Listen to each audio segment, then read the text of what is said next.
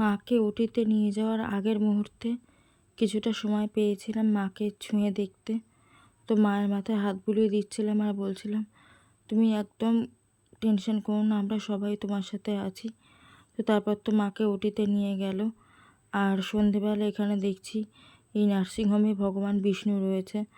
তো এত কষ্ট হচ্ছিল কি বলবো, মানে আমাকে একাই উপরে উঠতে দিয়েছিল, মানে না পাচ্ছি কারোর সাথে ফোনে কথা বলতে, না পাচ্ছি এক জায়গায় দাঁড়াতে। আরতি হচ্ছে দেখে এখানে এসে একটু দাঁড়িয়েছিলাম, মায়ের নামে একটু পুজো দিয়েছিলাম, মানে টাকা দিয়েই আর কি, আমার কাছে অন্য কিছু তো ছিল না।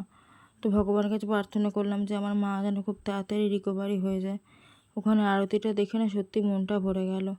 আর আমি একা একদম, মানে শুধু একবার এপার একবার ওপার, একবার এপার একবার ওপার এই করছি।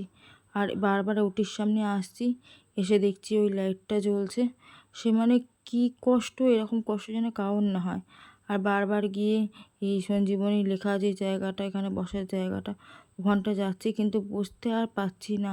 কি কষ্ট যে গেছে আমার, মানে আমি জানি আর আমার সাথে যারা ছিল তারা জানে। এটা তারপরে মাকে বার করলো 9:45টার সময়। 9:45টার সময় বার করে আইসিইউতে দিল। আইসিইউতে তো নানা রকম রিকোয়ারমেন্ট থাকে, সেগুলো সমস্ত সইসাবত করে বাড়িতে এলাম।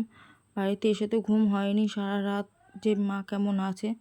তো তারপরের দিন সকালবেলা বললো আপনার মা ঠিক আছে, আপনারা আসুন। তো তারপরের দিনকে সকালবেলায় যাচ্ছি। আর কী যে দিন গেল, মানে কি বলবো, মানে অতি বড় শত্রুরও যেন এরকম না হয়।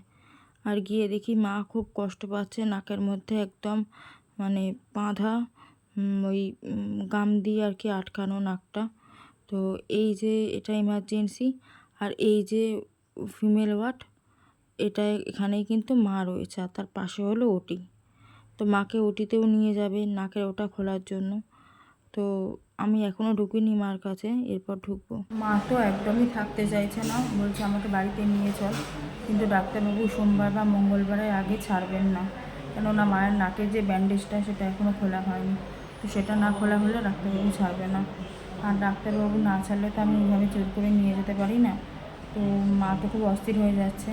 আর মা এই এসি রুমটাতে রয়েছে, এই যে রুমটা, এখানে বেডে রয়েছে। খুবই ভালো ব্যবস্থা সব কিছু, কিন্তু ডাক্তারবাবু না ছাড়লে তো আমাদের কিছু করার নেই। তো ডাক্তারবাবু যখন বুঝবে তখনই ছাড়বে। তো এখন মোটামুটি স্টেবল আছে, এটাই বড় কথা। আইসিইউ থেকে নর্মাল বেডে দিয়ে দিয়েছে বলে ওখান থেকে দক্ষিণেশ্বরও খুব কাছে, কিন্তু জামা কাপড় তো আমাদের ঠিকঠাক ছিল না।